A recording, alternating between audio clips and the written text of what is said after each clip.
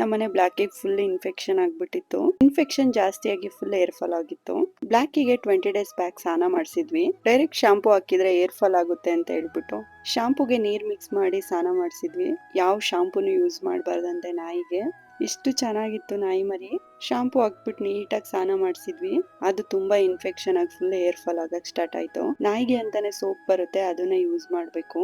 ಮನೆ ಯಾವ ನಾಯಿಗೂ ಇಷ್ಟೊಂದು ಇನ್ಫೆಕ್ಷನ್ ಆಗಿರ್ಲಿಲ್ಲ, ಹಾಗಾಗಿ ಗೊತ್ತಾಗಿರ್ಲಿಲ್ಲ ನಮಗೆ. ನೀಟಾಗಿ ಸ್ನಾನ ಮಾಡಿಸ್ಬಿಟ್ರೆ ಬ್ಲಾಕಿ ಹೋಗಿದ್ ಮಣ್ಣಿಗೆನೆ. ತರ ಸ್ನಾನ ಮಾಡಿಸಾದ್ಮೇಲೆ 15 ಡೇಸಿಗೆ ಫುಲ್ ಇನ್ಫೆಕ್ಷನ್ ಆಗಿತ್ತು. ಹಾಸ್ಪಿಟ್ಲಿಗೆ ಕರ್ಕೋಗಿ ಡೈಲಿ ಮೆಡಿಸಿನ್ ಮಾಡಿದ್ಮೇಲೆ ಈಗ ಪರವಾಗಿಲ್ಲ, ಈ ರೇಂಜಿಗೆ ಆಗಿದೆ. ನೀಟಾಗಿ ಟ್ರೀಟ್ಮೆಂಟ್ ಕೊಟ್ರು ಫುಲ್ ಇವಾಗ ಹೇರ್ ಬರ್ತಾ ಇದೆ. ಕಾಫಿ ಎಲ್ಲ ಒಟ್ಟಿಗೆ ಪಲ್ಪರ್ ಮಾಡಿಸಿ ಅಲ್ಡಕ್ಕೆ ಜಾಗ ಇಲ್ದಂಗಾಗಿದೆ. ಬಿಸಿಲು ಬೇರೆ ಕಮ್ಮಿ ಇದೆ. ಕ್ಯಾಟಿ ಓಡಾಡೋ ವಿಂಡೋ ಇದು. ಯಾವಾಗ್ಲೂ ಈ ವಿಂಡೋದಲ್ಲಿ ಒಳಗ್ ಬಂದು ಹಾಲ್ ಕುಡ್ಕೊ ಹೋಗುತ್ತೆ. ನಾನ್ ನೋಡಿ ಓಡೋಗ್ತಾ ಇತ್ತು. ತ್ರಿಬು ಆಟಾಡ್ಸು ಅಂತ ಅವ್ರ ಅಣ್ಣನ್ ಜೊತೆ ಕೂತಿದ್ದ. ಪಾಪ ತ್ರಿಶೂಲ್ಗೆ ಎಳಿಯಕ್ಕೆ ಆಗ್ತಿರ್ಲಿಲ್ಲ.